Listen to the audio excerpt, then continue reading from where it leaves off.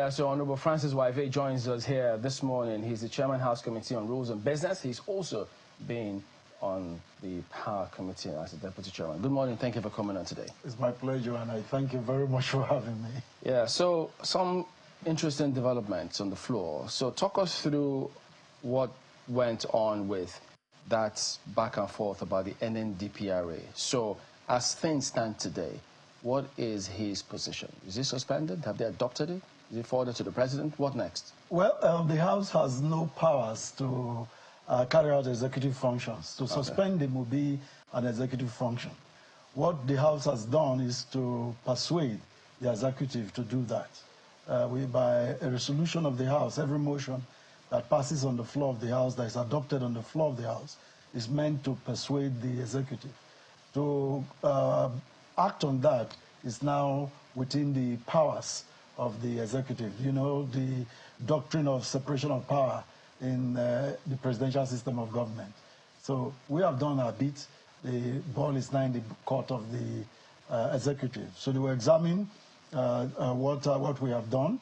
The clerk to the House will transmit through the clerk to the National Assembly to the presidency, from where it will get to the ministry, the relevant ministry, and then action will be taken or not, depending on the...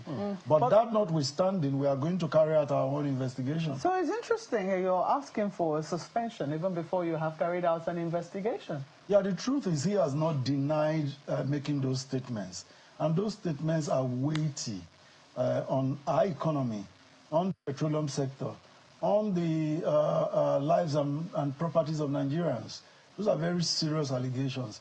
If you hold such a key position and you allow, if it were true, such a thing to happen, and you and I know that in the past in this country, when it was still DPRA, we have had cases of substandard fuel, PMS, AGO, diesel coming into the country. And many plants and machineries, vehicles were destroyed. So it means that these people in these positions of authority do not do their job. If they do their job and you do pre-inspection or post-inspection, those low quality will not get into the country. So which one of the statements are you referring to now? I'm referring to the statement on the Dangote refinery and the quantity of sulfur and all of that that's in it, and the quality of the production of local refineries, the few little ones that we have. That statement would discourage investment. It would also cast a self-indictment on the midstream and downstream regulatory authority that they are not doing their job. But the House had not, or did the House reach him to find out if he actually said that? Because it appears as though you're relying on what is out there. Since the House have not seen any denial from him, then the House acted based on that. Yeah, one thing you do when you are investigating is to remove from the office anybody who could impede investigation. Well, before the investigation? Yes, who could tamper with evidence. That's this practice of ensuring that such people are not available to tamper with evidence.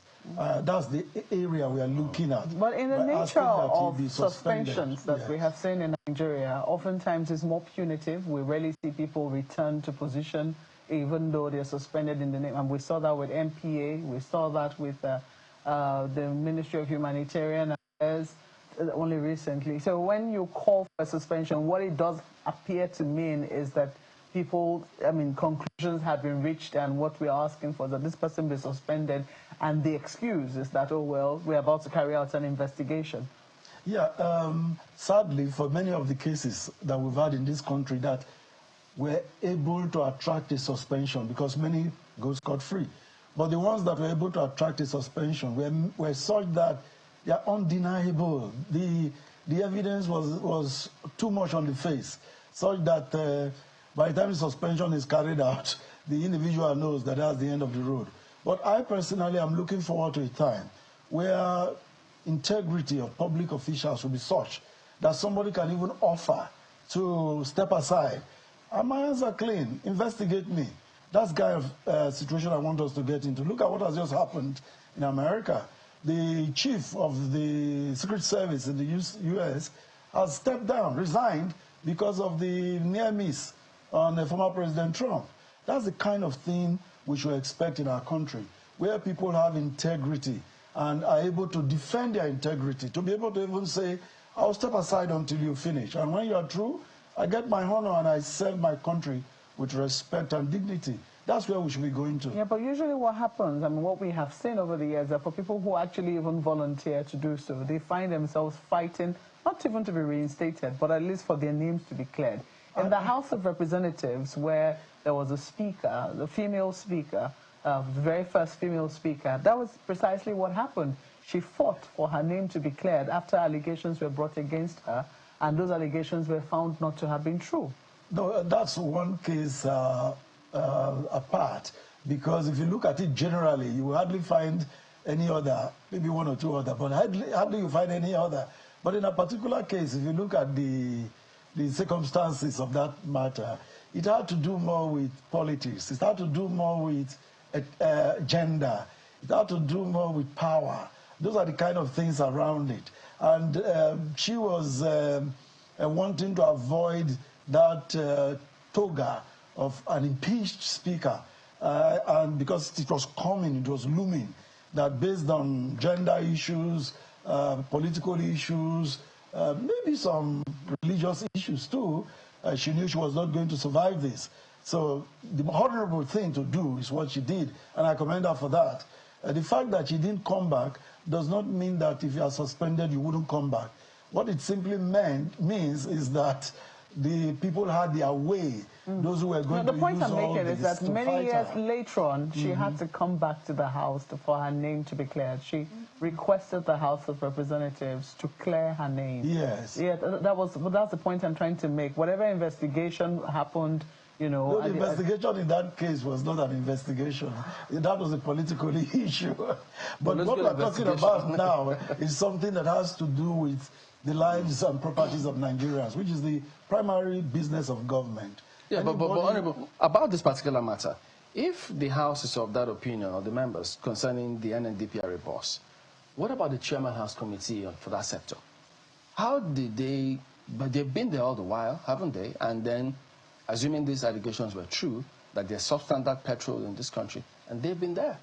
The House they were supposed to oversight. Yeah, but the House Committee on midstream and downstream and all the others on petroleum do not have the primary responsibility of going from petrol station to petrol station or from tanker to tanker. In other words, they cannot do anything. To go and test. They don't have the necessary training to be able to test these things. What we do as Parliament is to be able to use consultants to look at what has been done by these agencies that we oversight. Did that happen? Oh, yes, that's why you're having this kind of... currently, there's an investigation going on, you will know, of the Joint Committee on Midstream and Downstream. Which one is it? The time that there was dirty fraud in the country some years ago? No, the one on Monday. The one that was inaugurated on Monday. I'm not talking about the one on Monday. It's an example. No, not the one on Monday. Yes, it's because an example of... this one on Monday is a recent one. Yes. There has been several cases where there's bad food in this country, and the Assembly has said we were going to investigate. The public hasn't heard anything whatsoever about some of those ones. No, every investigation that the House carries out, there is always a report that the committee submits back to the House. I'm Chairman Rules and Business. It's my business to ensure that when a committee is set up ad hoc or a standing committee is given an assignment, when they bring back their report, I prepare a portion of the order paper for presentation of reports. So all such reports are presented in plenary. Then the Committee of the Whole now looks through those reports and approves them. When they are approved in Committee of the Whole, the result is usually transmitted via the Clerk of the House, through the Clerk of the National Assembly, to the Executive. What the Executive does with it is beyond the powers of the House. We don't execute. We bring about our recommendation. And if the Executive decides not to do anything with it, we have played our role. What would you say to those who think that there is already an issue of bias here? Because not only did the leadership of the House visit the refinery, conducting some investigation, which we reported, you know, then now they are asking, there was an inauguration of a committee investigation on Monday, and then barely had the committee started sitting, and they're asking for the suspension. The House, from what many know, has conducted quite a number of investigations, some perhaps a little more serious. We remember the subsidy issue, and all of the ministers and those who appeared before the committee were in their offices till the end of that particular investigation. Maybe that's why we want to do it differently this time. But I would also say that if you look at the chronology of how these events have unfolded, the committee does not just start sitting on Monday after the visits by the leadership on Sunday. For a committee to start such a work, first there must be a motion, and it must pass on the floor. And then the clerk of the House will now issue from the votes and proceedings to the chairman of such a committee the authority to, commence work. And then publications will be done in national dailies. Letters will be written to stakeholders. All that preparation has been going on even before the visit of the leadership on Sunday to the refinery. So they're not connected in that sense. How would you rate the optics of that, though? Coincidence, and this kind of things happen. Coincidence? Yes, because this motion had been on ground, and then stakeholders had been invited. Maybe the Dangote people must have also tried to clear their name by saying, come and see, But if they had waited, or perhaps had invited the committee in charge, that would have been a different story, and you'll be asking the question you're asking now. But if you recall, this invitation to the leadership of the National Assembly had been given long before now. And the date that was agreed on, the leadership was not free. Eventually, the Senate leadership was free earlier than the House leadership, and they had visited. So it's just the House leadership that went on Sunday, and then on Monday this started. So there's no correlation really, it's just coincidental. And the aim is for Nigerians to get the best out of governance for our country. Another thing also highlighted is the decision to asking NERC and DISCOs to stop the Band A. What exactly is going on? How is that? I know this is not the first time this call is coming through. Yes, that motion is a motion of urgent public importance, and it passed on the floor. As a parliament, we are the people's house. We get the feeling of our people, and we speak on their behalf. Having passed that motion, many of us, particularly in the rules of business, we are looking at the act that set up the NERC NEC, and that's an act of parliament. And we find that NEC is empowered to do what they have done by law that we put in place. So with the actions that are going to follow that motion will include inviting NEC for a roundtable discussion. Did they violate the rules, the process and procedures? It will be too early to judge that until we talk with them. But the point is, we are not even looking at the processes and procedures. We are looking at the impact on Nigerians. Yeah, so we are thinking of how that can be ameliorated. But and perhaps there will be some discussion in terms of appeal, more assuasion. Is it about appeal? You made the law. Yes. So are they going to look into the law? Because when you were making the law, they knew that that at some point it will come to this. Because when you keep increasing and reviewing tariffs, it's not downward review, it's always upward review. Even when you give them that power to to regulate price and the industry, you still need to oversight that regulation, that authority that they have. And that's the power we want to exercise. The problem here really is that the value of the Naira is impacting on the price, I believe, and the investors in the power sector, particularly the Gencos, they are being owed in the trillions of Naira as we speak. So investments into the sector is becoming challenging. But meanwhile, the Nigerian people, particularly those on the popular Band A, are finding it difficult to... Popular?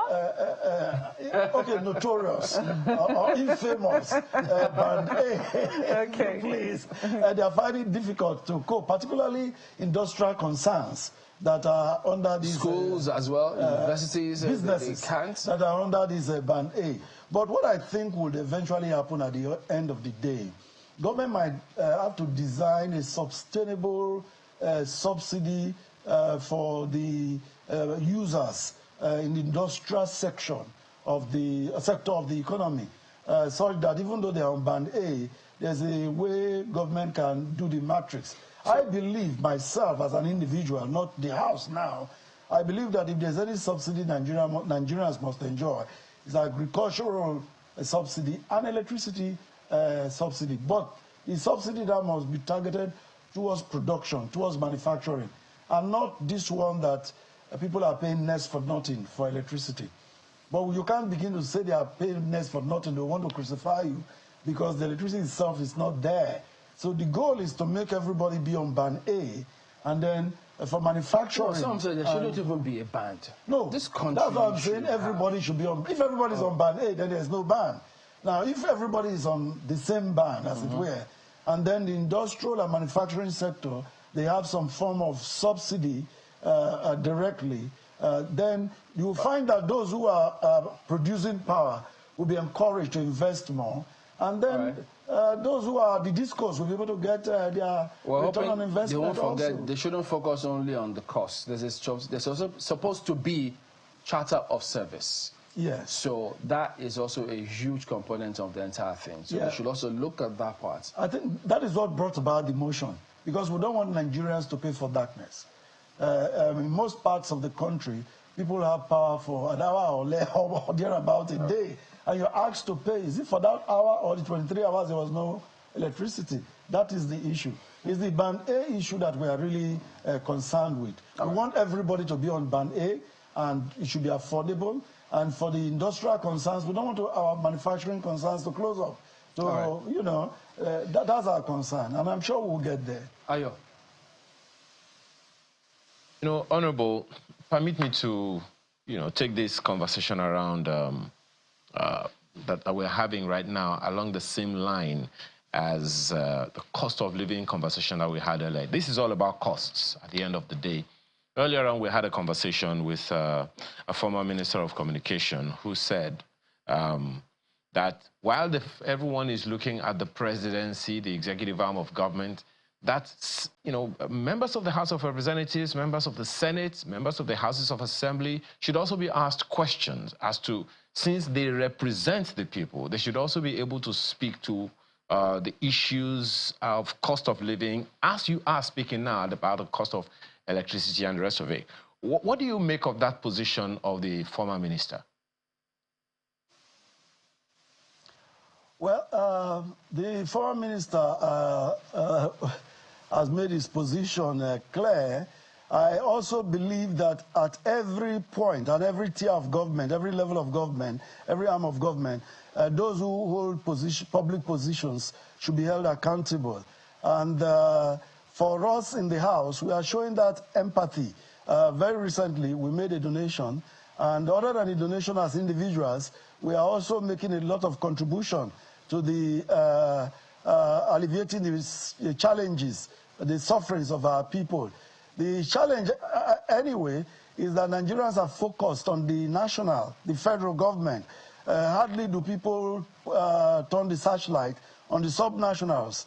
And now we are going to be having funds given directly to local governments. And there need to be that same searchlight turned on all tiers of government. Because if that is done and efforts are made on every level, federal, state, and local, then we'll be able to ameliorate the problems that Nigerians are going through right now.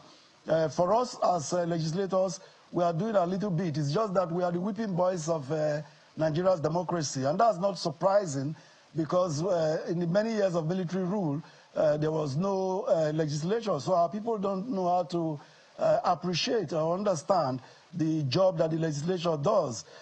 Particularly, again, with the fall or absence of local government administration, many of us in the legislature have now been entrusted or encubered with the jobs of local governments. You build classrooms in primary schools, you take off hospitals, you take off the social needs of your people, you even try to grade and tar roads as a member of parliament. That is not done in the civilized world. But we'll get there. Our democracy is maturing. We are the whipping boy at the moment. But a day will come when Nigerians will appreciate that we need a parliament to hold the executive accountable and to oversight what executive ministries, departments and agencies of government are doing. We are doing our bit, and if everybody at every tier of government does the same, Nigeria will be a better place. Well, as much as, I mean, that is appreciable. And I always contend, you know, whenever people are asking the legislature, members of the legislature, representing them at the federal or state levels, to perform executive functions, I'm just wondering whether or not we're even doing enough to educate the people about the real functions of the legislature. Well, now, to this vexed issue, I mean, we are told that the National Assembly is on recess now into September. What would you counsel your representatives, well, your colleagues in the National Assembly and other legislative houses all across the nation, especially the people in the National Assembly, now that they're on recess? We understand that these protests, these high cost of living protests, which includes everything, including cost of electricity and all, is going to happen at the time that the National Assembly is on recess. What would be your counsel? What intervention would your members, would you propose that your colleagues in the National Assembly should, you know, execute to ensure that these things don't spiral out of control? Yeah, that's a very good question. It's something that Mr. Speaker, His Excellency, the Right Honorable Tajuddin Abash, PhD, what he has been emphasizing in the last couple of days. During this retreat, many of us will be going back to our constituencies and meeting with our people, talking with them, town hall meetings, and as much as possible, sharing with them that which we have the opportunity to assess. For me particularly, this last week, over 300 households got palliatives, household items, rice, beans, gari, and all that, from me. And I know that many of my colleagues are doing that across the country. And during this vacation, or recess as we call it, many of us will be doing just that. We'll be scattered all across the country doing that for our people. I know that there will be hardly any of the 360 constituencies that will not have an impact during this recess, because we determined to go back, join our people. We are the closest to our people of all arms of government, and we are not going to run away from our people. We are going to get there and make sure that they feel our impact. And by the time we are coming back from recess, we'll be coming with a feedback from our people, where the two pinches, what more government needs to do. So by the time we come back on the floor, you will be expecting a lot of motions and bills that will be coming back from our people as a feedback of what we saw and experienced during this recess. So it's a good time and it's a good one, and you can watch out for what many members of the National Assembly will be doing across the country. Well, just that, as at yesterday, quite a number of members traveling out of the country ahead of the purported August. No, not necessarily. Not necessarily purported because of that. If you check the statistics, during this holiday, usually, many people travel this summer. For instance, so this summer coincides with this protest? The summer coincides with the protest. Okay. But many people will be coming back. Myself speaking, I would definitely be abroad for a couple of days. But I'm going to come back. In fact, before going, I'm going back to Ughelli. Ughelli North, Ughelli South to do, and I'll be meeting with my people and sharing with them, spend some time with them, and then I'll travel, take some rest, and then I'll meet with my people in the diaspora. And then I'll come back and continue that. Diaspora constituency. Oh, yeah. The constituency in the diaspora. Honorable Francis Waibe, thank you for coming on this morning. It's my pleasure always. Thank you for having me. Oh, yeah.